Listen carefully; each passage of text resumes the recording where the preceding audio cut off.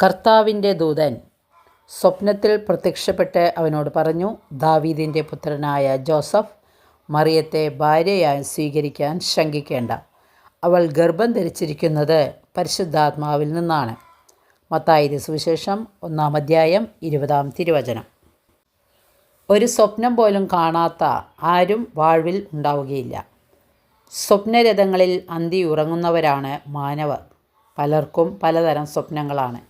പഴയ നിയമത്തിലെ ജോസഫിന് സ്വപ്നം വ്യാഖ്യാനിക്കാൻ പോലും കഴിഞ്ഞിരുന്നു എന്നാണ് തിരുവചന ഭാഷ്യം.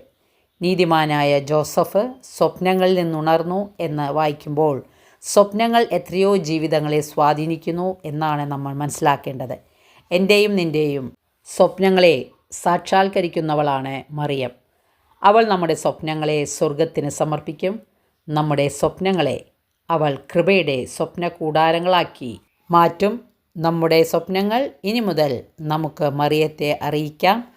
അവൾ നമ്മുടെ നിറമില്ലാത്ത സ്വപ്നങ്ങളെ നിറമുള്ള ചിറകുകളുള്ള സ്വപ്നങ്ങളാക്കി മാറ്റുകയും ചെയ്യും.